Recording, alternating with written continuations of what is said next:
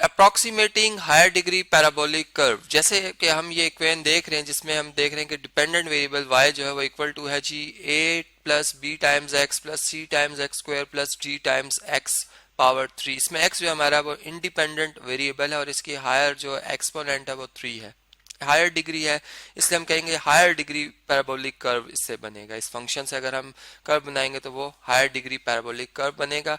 और इससे पहले जो वीडियो उसमें हमने चूंकि एक्स स्क्वायर तक की बात की थी, हमने पैराबोलिक कर्व की सेकंड डिग्री पैराबोलिक कर्व की बात की थी। अब हम जो है इस टाइप की जो मतलब कर्व है उसके हवाले से बात करेंगे और ये हमारी जो है रिग्रेशन इक्वेशन होगी जो कि हमें प्रिडिक्शन करने में हेल्प करेगी। अब by method of least square जारी बात है हमें ए बी सी और डी की वैल्यू जो चाहिए वो हम इसके लिए जो 4 नॉर्मल इक्वेशंस बनाएंगे जो कि आपके सामने स्क्रीन पे दर्ज है, ठीक है।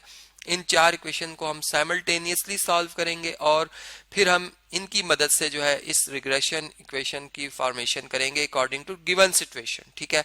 चूंकि गिवन सिचुएशन में x और y की डिफरेंट वैल्यूज हमें गिवन होंगी। जैसे अभी मैं आपसे स्क्रीन पे शेयर कर लेता हूं, ठीक है, एक सिचुएशन को जिसमें कि कंपनी के हवाले से बात की जा रही है। कोई भी आप समझ लें वोल्टा फर्ज करें, कोई कंपनी है जो बैटरीज बनाती है या कोई और कंपनी XYZ, ठीक है। हमने इसमें जो थर्ड डिग्री पैराबोलिक ये इक्वेशन है y equal to a plus b times x plus c times x square plus d times x cube, इसको इस डाटा के ऊपर जो है वो फिट करना है, बेस्ट फिट करना है, ठीक है।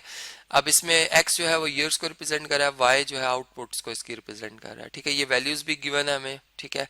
अब जो जैसे मैंने ऊपर आपको नॉर्मल इक्वेशंस बताई हैं उनमें जाहिर बात है हमें इन तमाम सम्स की वैल्यूज चाहिए, ठीक है। इसके लिए मैंने एक टेबल कंस्ट्रक्ट कर रखा है, ये आप देख सकते हैं यहाँ पे स्क्रीन पे, ठीक है।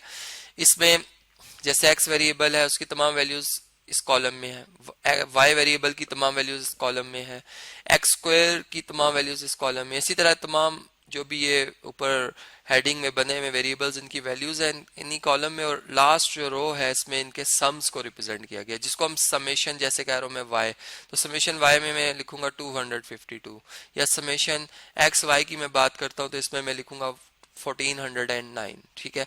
तो इस तरीके से ये तमाम वैल्यूज जब हम इन equation a b c and d में पुट करते हैं तो हमें जो इनसे इक्वेशन हासिल होती हैं वो मैंने यहाँ पर ऑलरेडी लिख रखी हैं आपके लिए। आपने खुद ये करना है क्वेश्चन, ठीक है। ये टेबल भी आप खुद कंस्ट्रक्ट करेंगे, इसको मैच करेंगे जो मैंने टेबल कंस्ट्रक्ट किया हुआ है उससे, और अगर आपकी कोई वैल्यूज गलत आती हैं तो आपने उसको करेक्ट भी करना होगा। अब जब हम इन 4 इक्वेशंस को साइमल्टेनियसली सॉल्व करते हैं, ठीक है, तो जाहिर बात है कि हमें ए बी और सी और डी की वैल्यू मिलेगी। और वो हम कैसे साइमल्टेनियसली सॉल्व कर सकते हैं, हम एक इक्वेशन को फिक्स कर लेंगे, ठीक है। फर्ज करें 1 और 2 को सॉल्व करता हूं मैं, और उसमें मैं सब्स्टिट्यूशन मेथड अगर लगाना चाहता हूं या इक्वेटिंग कोफिशिएंट मेथड लगाना चाहता हूं तो मैं पहले कोफिशिएंट बराबर करूंगा। फर्ज करें ए वेरिएबल के कोफिशिएंट में बराबर करता हूं ताकि इसको एलिमिनेट किया जाए, ए को खत्म किया जाए। फिर इक्वेशन 1 को यूज करूंगा 3 के साथ और इसके भी कोफिशिएंट जो ए के एक बराबर करके ए वाली टर्म को खत्म कर दूंगा ताकि रिजल्ट में वो इक्वेशन आए जिसमें मतलब अदर देन ए वेरिएबल हो उसमें, ठीक है, या अननोन हो। फिर इसी तरह 1 और 4 को भी सॉल्व करूंगा। इस तरीके से ये प्रोसेस होगा। फिर उससे जो रिजल्ट में 3 मजीद इक्वेशन मिलेगी उनमें से फिर एक जो अननोन है उसको एलिमिनेट किया जाएगा ताकि बाकी 2 रह जाएं। फिर इसी तरह लास्ट जो इक्वेशन आएंगी उनमें से किसी एक अननोन की वैल्यू को हम निकालेंगे। तो इस तरीके से फिर एक की जब वैल्यू मिल जाएगी तो आप बाकी जो अननोन्स हैं, फर्ज कर डी की वैल्यू मिल गई तो फिर आप सी की वैल्यू उसके जो उससे पहली इक्वेशन है जिसमें सी और डी वेरिएबल लिखे होंगे इक्वेशन उसमें पुट करके सी की वैल्यू निकाल सकते हैं एंड सो ऑन, बी और ए की वैल्यू भी आप फाइंड कर सकते हैं। तो जो वैल्यूज आएंगी मैंने ये कैलकुलेट कर रखी हैं, ठीक है। ये ए की वैल्यू जो आएगी आपके पास वो 24.9447 आएगी, बी की वैल्यू माइनस में आएगी, नेगेटिव में आएगी 3.2187, सी की वैल्यू 0.7603 आएगी और डी की वैल्यू नेगेटिव में आएगी 0.0291।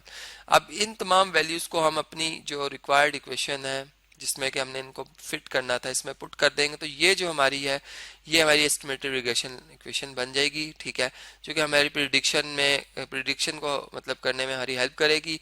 और हम कोई भी एक्स की जो गिवन वैल्यू होगी उसको यूज करते हुए वाई की जो एवरेज है या प्रिडिक्टेड वैल्यू है वो बड़े आसानी के साथ जो है वो कैलकुलेट कर सकते हैं। तो इसी के से आप जो ये सिचुएशन है रियल लाइफ की ये समझ सकते हैं और समझ सकते हैं कि किस तरह से हम जो हायर डिग्री पैराबोलिक कर्व है उसकी मदद से जो एवरेज वैल्यू आ रही है डिपेंडेंट वेरिएबल की उसको किसी से अप्रोक्सीमेट कर सकते हैं।